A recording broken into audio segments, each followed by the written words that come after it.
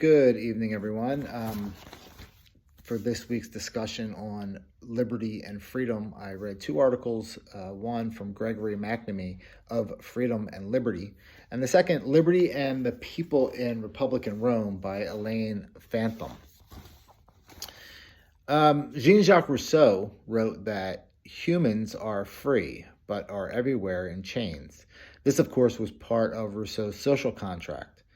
Rousseau would say that freedom is a natural condition where humans are free from debt or obligations. Other philosophers say freedom is a burden rather than a blessing.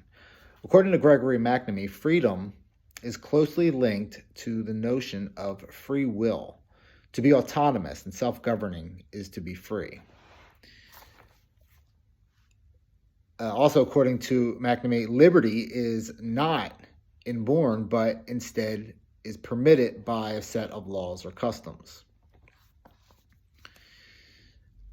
For Elaine Fantham in Liberty and the People in Republican Rome, she states that Roman thought identified liberty with the protection of the law.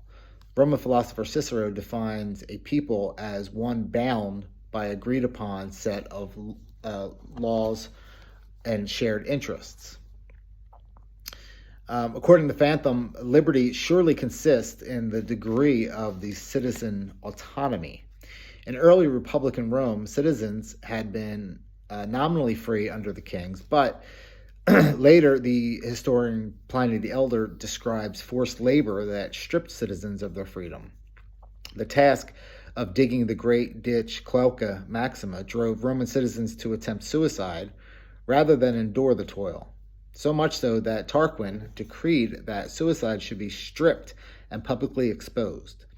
Although the citizen was free, without set laws, his liberty could be taken away. Livy confirms this in his second book of the Histories of Rome, that Romans are free, although the Romans at that time had no written published laws. For Livy, he defines liberty as the time limit that was set on Roman consular power. Livy later discusses economic freedom, where he explains that common folk were exempt from paying tolls and tributes because of their economic conditions, but dealt with military service and with seizure of persons and property to pay back personal debt. The main problem that was created by this for the citizens was the maintenance of his or her property while they were in their forced military service. According to Livy, was the main source of citizen debt. For the peasant soldier, he had little or no property and survived with his family through his labor. Without him, the property went uncared for. Many had their children, property, and seized to pay back their debts that had occurred over the course of their military service. Livy explains that it was this conflict that provided the appointment of the decemvirate to create the civil set of laws in 451. According to Cicero, when Rome finally got their tables of law, they contained severe sanctions for any man who usurped his neighbor's land. This is an example of the identity of liberty with the protection of laws.